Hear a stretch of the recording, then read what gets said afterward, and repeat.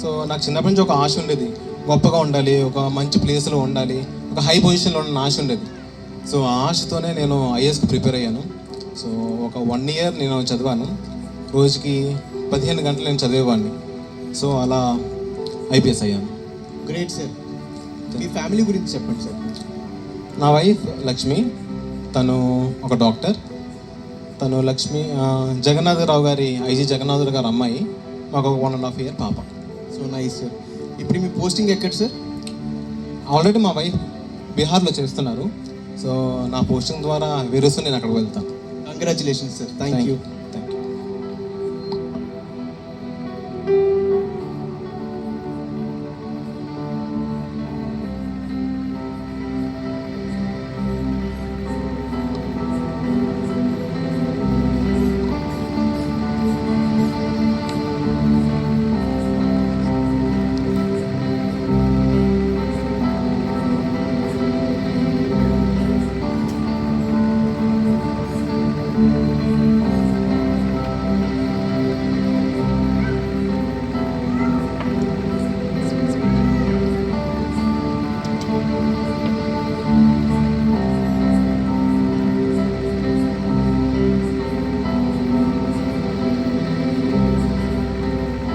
ఈమె doctor Lakshmi, Surender IPS గారి భార్య.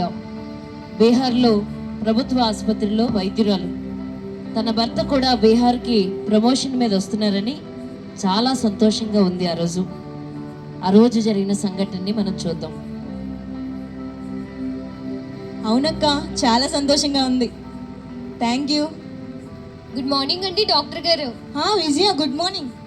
ఏంటి మేడం ఈరోజు చాలా సంతోషంగా ఉన్నారు? చాలా సంతోషంగా ఉన్నాను, కానీ ముందే స్వీట్ తీసుకో. Thank you madam. ఏమైనా విషయమా మేడం? ఏదైనా గుడ్ న్యూసా? అవును విజయ, చాలా గుడ్ న్యూస్. మా హస్బెండ్కి ప్రమోషన్ వచ్చింది. ఈరోజే జాయినింగ్కి వెళ్తున్నారు. అవునా మేడం? నేను కూడా మొన్న ఒక ఇంటర్వ్యూలో చూశాను మేడం. సార్ ఫస్ట్ హెచ్ఎంటీ కంపెనీలో చేసేవారంట కదా, అది నచ్చక ఆయన ఏదో ఎగ్జామ్స్ కూడా రాశారంట కదా మేడం? అవును విజయ, ఆయన చాలా తెలివైన వారు తెలుసా. ఎంతో కష్టపడి చదివి ఐపీఎస్ జాబ్ వచ్చింది. ఇప్పుడు అంతకన్నా కష్టపడి ఎంతో పెద్ద పోస్టింగ్లో జాయిన్ అవుతున్నారు తెలుసా. 35 సంవత్సరాల కష్టం ఈ టైంతో మొత్తం తీరిపోతుంది. నాకైతే చాలా సంతోషంగా ఉంది. చాలా గ్రేట్ మేడం సారు. ఆ సంతోషం అంతా మీ కళ్ళల్లోనే కనిపిస్తుంది. అవునవును, చూడు అంబులెన్స్ వచ్చినట్టుంది, చూడు. మేడం. ఓకే.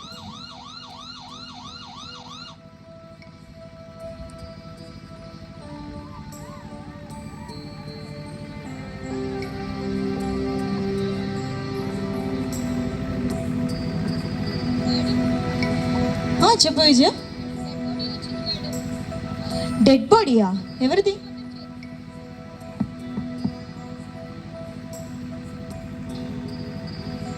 పోస్ట్ మార్టం చేయాలంట మేడం, దానికి మీరే రావాలంట. పోస్ట్ మార్టమా? నేనా? ఇంకెవరు లేరా? అది విఐపి కేసు అంట మేడం. చాలా పెద్ద స్థాయిలో ఉన్న వ్యక్తి బాంబ్ బ్లాస్ట్ లో చనిపోయారంట మేడం. అయ్యయ్యో, పద చూద్దాం.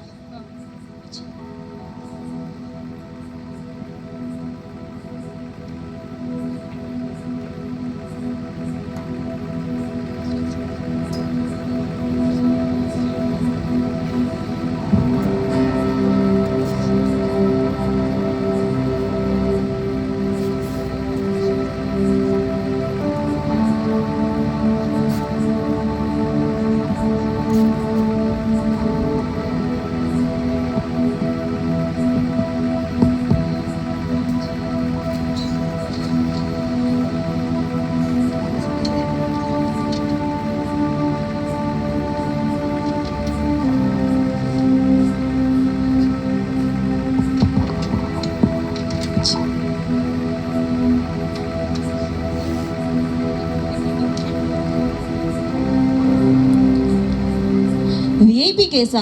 ఎవరై ఉంటారు? అన్నీ రెడీ చేస్తారా? ఓకే.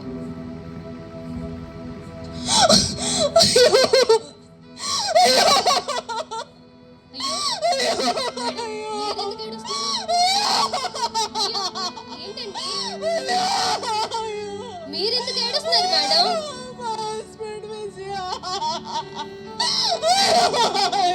ఇలా జరిగిందేంటి? జాయినింగ్కి వెళ్తానని చెప్పారు. ఇక్కడ ఎందుకున్నారు మీరు? ఇక్కడ ఎందుకున్నారు? అయ్యో అయ్యో అయ్యో.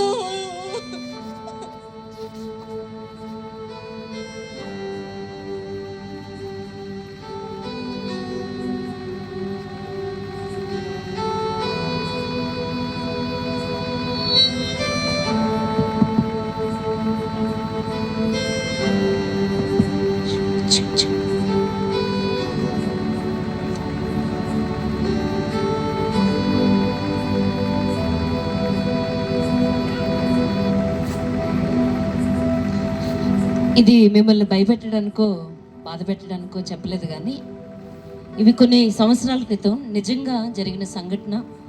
అవి కొన్ని న్యూస్ పేపర్స్లో అలాగే కొన్ని టీవీ ఛానల్స్లో కూడా రావడం జరిగింది. ఇవి ఎప్పుడో జరిగిన సంఘటనలు. కానీ ఈ రోజుల్లో మన కుటుంబాల్లో, మన వీధుల్లో, మనకు తెలిసిన గ్రామాల్లో ఎక్కడ పడితే అక్కడ ఇలాంటి వార్తలు చూస్తున్నాం కదా. ఆకస్మిక మరణాలు ఎందుకు జరుగుతున్నాయో తెలీదు.